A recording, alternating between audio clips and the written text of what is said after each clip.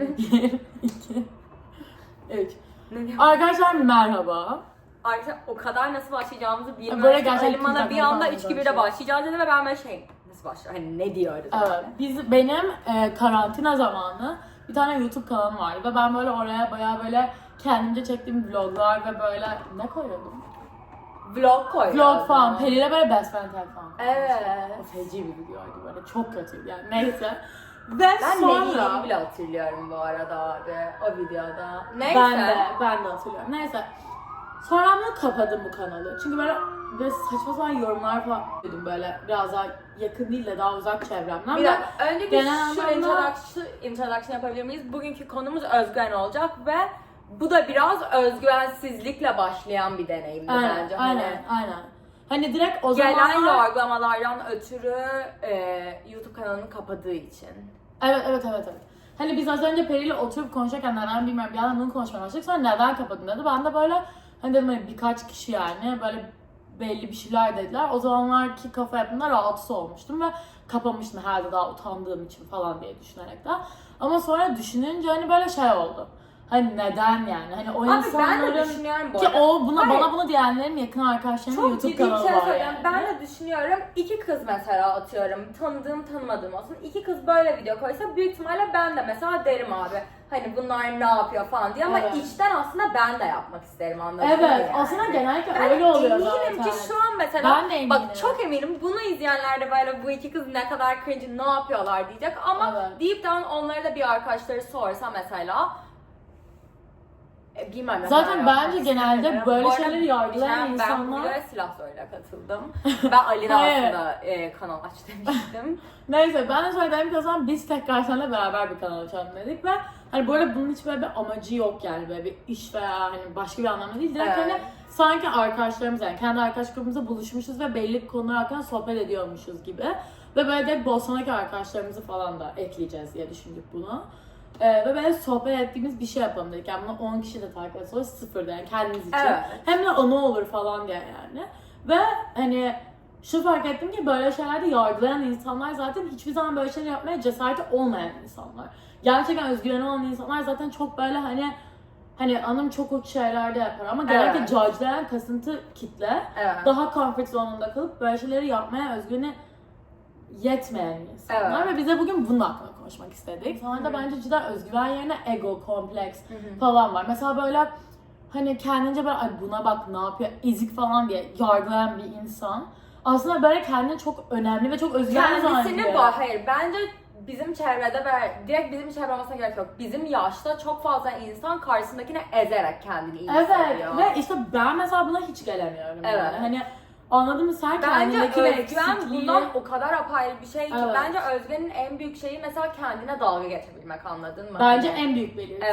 Evet. Kendine dalga geçebilen insan yani ya da atıyorum hani her yere her şeyi koyabilen. Yani mesela bence bizim dönemimizde sosyal medya falan hani aşırı şey hani gün sonunda mesela bence sen de ben de yani mesela Instagram'a bir dump koyarken de hani anladın mı? Aşırı uçuk bir şey koymayız belki koymak istediğimizde. Bu çok mu garip görünüyor? Bu çok mu cringe falan deriz ama orada sen onu koymak istiyorsan at the end of the day orada gören senin 2-3 tane ama ben mesela şey kendim o konuda geliştiğimi düşünüyorum. Yani ben mesela eskiden çok daha fazla düşünürdüm, ederdim.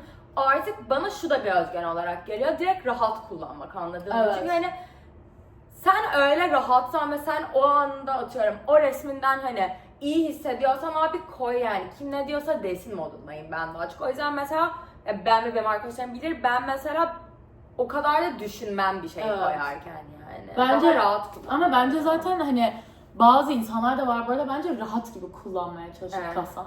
Ama önemli olan gerçekten rahat olmak ve bence hiçbir şekilde önemsememek. Yani anladın mı? İnsanlar ne dediğinde. Çünkü ben şunu fark ettim yani hani özellikle şu an böyle yakın arkadaşlarım daha hani daha seçilmiş insanlar olduğu için ve daha negatif insanlar hayatımdan uzaklaştığım için şunu fark ettim ki gerçekten insanlar her zaman bir şey diyecek. Her zaman bir şey diyor. Yani kimsenin ağzını susturamıyorsam yaptığın her harekette yani ben bazen mesela bir şey yapmak istediğimde ve böyle yapsam mı yapmasam mı diye böyle acaba rezil mi olurum yapmayayım mı falan diye arada kalma hep şunu düşünüyorum. Şu an dünyada hiç kimse olmasaydı sadece ben olsaydım yapar mıydım? Yapardım. O zaman demek ki ben insanlara karşı bir çekingen oluyor böyle bir şeyde ve Bu dünyanın en saçma bakış açısı yani. Çünkü anladın mı? Bir de hani gerçekten değer verdiğin insanların yorumlarını alırsın ve böyle eleştirilerini terk edersin ama bazı insanlar sadece eleştirmiş olmak için kendini daha iyi hissetmek için eziyor karşındaki insanı. Tamamıyla. Ve bu arada özgüvenle ilgili çok garip bir şey söylemek istiyorum. Bence özgüven kesinlikle geliştirilen bir şey. Hani ben kimsenin biraz tabii ki de nasıl yetiştirildiğine bağlı değişir ama bence özgüven çok fake it till you make it olan bir şey. Hani eğer sen kendine özgüvenli olduğuna inandırırsan ve hani özgüvenli direkt durursan insanlar zaten şey olur hani abi bu kızda bir özgüven var demek ki bu kızda bir şey var olur ve hani merak edersin anladın mı yani? Evet. O yüzden bence direkt özgüven her şeyin temelinde gelen bir şey. Bence öyle. Direkt kendine güvenmek yani. Hani bu arada özgüvenli olmak demek bence perfect olmak demek değil zaten. Mesela şu an çok saçma bir örnek vereceğim.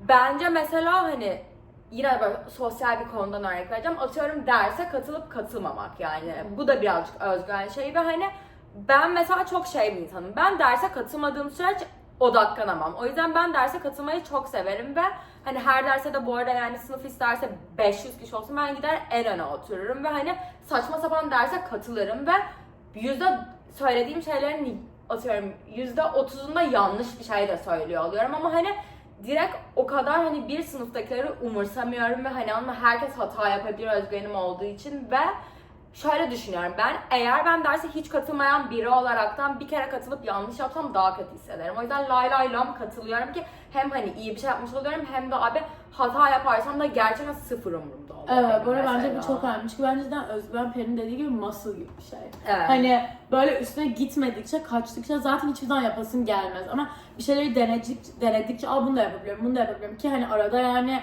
kötü bir duruma da düşeceğim, yanlış da yapacağım ve bence zaten kendine güvenmek demek bütün hatalarına, bütün kendince rezilliklerinle, hani bütün her şeyinle kendine full güvendiğin zaman özgüvenli bir insan. Sen Peri'nin dediği gibi kendine dalga geçebildiğinde ve mesela bu arada benim de bu derslerde çok vardı. Çünkü ben eskiden derslerde böyle mesela özellikle şu an mesela Amerika'da hani bilsem bile cevabını hiçbir şekilde hiç söz alıp söylemem. Ve büyük ihtimalle sonra da hoca cevabı söyleyince sen keşke söylemiştin aynen tam öyle oluyordum. Diyordum ki ben biliyordum ve keşke söyleseydim oluyordum ve mesela benim arkadaşlarım ya da sınıftaki diğer kalanlar bazen çok salak cevaplar veriyorlardı mesela ama hani ben böyle şey oluyordum hani bu çocuk bu salak cevap verdi ben bütün gün bunu düşünüyorum ay ne salak çocukmuş falan hani yanlış cevap ver demiyorum. Hani ben neden bildiğim şeyi söylemiyorum ki oldum ve sonra böyle bunu gelişmeye başladım ve söyleye o zaman şey oldu. Cidden zaten biliyorum.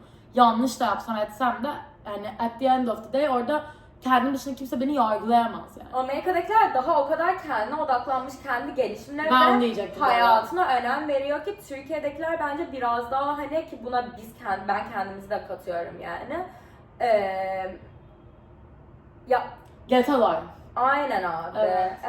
Evet kesinlikle ben buna çok katılıyorum çünkü mesela biz burada normal yabancı insanlar hiç yargılamadığı şeylerde biz de burada iki Türk olarak bazen bakıp böyle ne yapıyor bu falan hani böyle kafayı mı yedi falan diye şey yapıyoruz sonra şey oluyor hani neden bu kadar yargılıyorum ki hani çok saçma hani kendi abi istediğini çok saçma bir yani. örnek verebilir miyim? Bence New York'ta bir sanat okulunda okuyordum. Neyse Pratt'e herkes gerçekten uyandığı pijama tipiyle gidiyor. Zaten yarı yani bir şey çekmiş falan bir modda geliyorlar. Kimse böyle okulu o kadar takmıyor ve hani gerçekten dersini dinlemeye gidip çıkıyorlardı. Ama mesela geçen sene Koç'ta Türkiye'den gördüğüm şey ise apayrıydı. Hani Koç'ta herkes iyi hissetmek için manyak şık makyajla gidiyorlardı okula ve ben çok spesifik bir şey hatırlıyorum. Ben Koç'a gitmeden önce Koç'taki bir arkadaşımla konuşurken o bana demişti hani haberin olsun insanlar okula çok şık geliyor. Hani deri pantolon falan hani literal okula gittiğin kıyafetle gece çıkman göze batmaz anladın mı? Bu şıklıkla falan demiş. Ve ben o kadar Amerika sanat okulu kafasındaydım ki ben böyle şeydim hani kızım hani ben mümkünatı yok okula şık falan gelmem ben tight jogger'ımla gelirim demiştim. Ve bana o arkadaşım şey diyor hani sen okula böyle gel kötü hissedersin ama hani istiyorsan gel dedi. Ve ben gerçekten hayır dinle. Ben gerçekten böyle şeyim yok abi ne kötü hissedeceğim normal olan benimkisi hani bence onların yaptığı eziklik falan modundayım. Ama gerçekten de diyorum ki sonra ben de hani şık gitmeye başladım Koç'a ama benim şık gitmemin sebebi ki gerçekten şık jogger'la gittiğim gibi mesela sınavım varsa falan tabii ki de yani sınavım varken ben deri jean falan giymeyeceğim yani hani jogger'a falan gidiyordum ve gerçekten kötü hissediyordum bu arada. Ve bence Çünkü bu biraz çevrenin yaptığı etrafında baskıdan çevrenin dolayı olduğu da baskıdan. yani. Mesela ben buradaki insanlarla tanıştıktan sonra bu kadar farklı bakış açısının içinde ortak tek fark ettiğim şey herkes kendiyle inanılmaz barışık. Yani burada mesela bir ülken hakkında falan konuşuyorlar. Herkes kendi ülkesi dünyanın en iyi ülkesiymiş gibi. Bilmem geldiği hali en mükemmel hali falan. Kimse kendini asla kötü bir duruma düşünmüyor. Herkes kendini mükemmel görüyor. Sürüleşmiş bir bakış açısı olduğu için genel anlamda işte yani herkes birbirinin çok kafa yapısına benzer. O yüzden aykırı olan insanlar çok yargılanıp çok göze batıyor ve hani burada bence Peri'nin dediği gibi aşırı bir beğendirilme ve onaylanma şeyi var. Ama sen kendini onaylasan zaten sadece yetiyor. Etrafındaki herkesin memnun edemezsin ve herkes seni onaylıyorsa, etrafındaki herkes seni beğeniyorsa ve seni seviyorsa bence öyle bir sıkıntı var. Yani herkese uyan bir karakterin varsa sen biraz orada zaten herkesin kalıbına giriyorsun. Aynen. Hani senin kendine ait bir identity'in varsa zaten herkes seni seviyor olamaz yani, anladın mı yani? Hepiniz aynı ağızdan aynı şeyi söylüyorsunuz, kopyalanmış. Yani ben öyleydim mesela. Hepinize sorup herkes yani mesela bir şey yapmak istiyorum ve Peri de aynı şey diyecek, Zeynep de, Ece de, sallıyorum Ada da, Yasemin de, hani herkes aynı şey demek zorunda gibi geliyor. Hani hepiniz ona onay verin ki ben yapabileyim Bu gibi. arada bak ben Ve buna da çok saçma bir şey katılıyorum abi. yani. Ben çok şeye katılıyorum.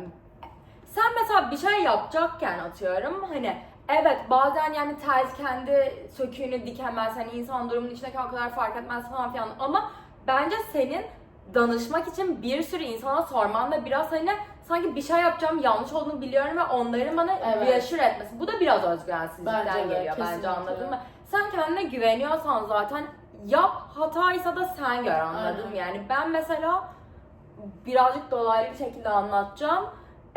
Çok korkuyorum. Ne anlatacağım? Bir tane hata olduğunu bildiğim bir durum vardı. Ve yapıp yapmamanın çok arasında kalmışım ama hata olduğu hani gerçekten %90 bir şekilde belli bir durumdu. Ve sonra ben babama sordum hani o ne düşünüyor falan gibisinden ve babam beni yapmaya yönlendirdi. Ve babam beni yapmaya yönlendirdi. Ve ben, babam beni o an hani düşünmedim. Direkt o zaman babama doğru olan bu, yapayım da diye şey yaptım.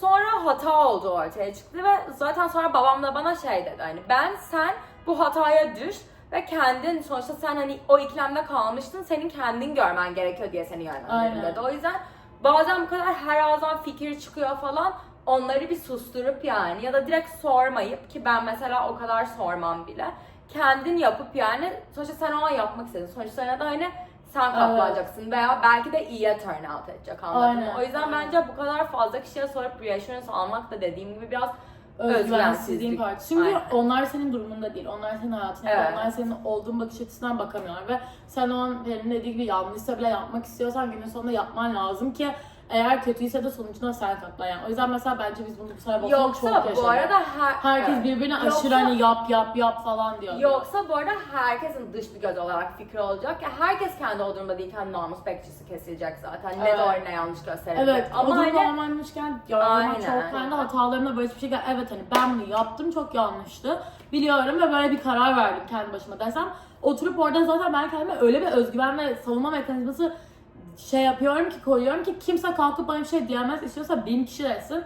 Benim yaptığım şeyi bana değiştirtemez, anlatabiliyor muyum? Yani bakış açımı değiştirtemez yani. Bana yani şey gibi yani, gemi içine su alınca batar falan gibi böyle bir laf vardı, unuttum şimdi, ama sen içine bir şeyin geçmesine izin verdiğinde zaten senin ancak özgüvenini yıkabilir, anladın mı? Özgüvenin varsa ve kendine inanıyorsan bir konuda başarılı olacağın olabilir, bir konuda iyi olacağın olabilir, fark etmiyor sonucu ne olursa olsun.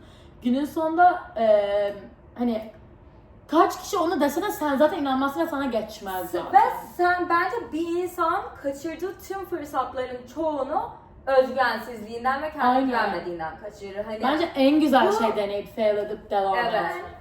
Ortaokuldayken jimnastiğe gittiğim dönemde bana bir tane teklif geliyor. Cheetos reklamında paranda atacağım, tamam mı? Yemin ediyorum, dinle. Annem çünkü her Allah'ın böyle bir şey olsun karşıma, sen ama ortaokulda da bunu reddetmişsin ve pişman oldun diye bunu sunar. Bana paranda, yani bunu jimnastiğe gitmeyen de yapar, bunu yapmam gereken bir teklif geldi ve ben bayağı jimnastiğe gidiyordum. O yüzden hani bana deseler ki 3 tane havada salto yapacaksın, onu da yaparım, anladın mı? Sen Ve tekrar ben kabul etmedin. sadece utandım. Dedim ki ben gidip orada paranda falan atamam. Utandığım Peki utandığın için. şey paranda yapmak değil de onun yayınlanması mı? Hayır. Utandığım şey ya kötü yaparsam ya o kadar insandan seçilemezsem de. Bu bile yani benim özgüvensizliğimden utandığım için kaçırdığım bir teklif. Ama yani. zaten tam o yaştayken verebileceğin bir, utandığın için verebileceğin Evet. bir karar yani, anladın mı? Kesinlikle yani. O zaman bir sonraki videoda görüşmek üzere. Hoş geldiniz. Beş gittiniz.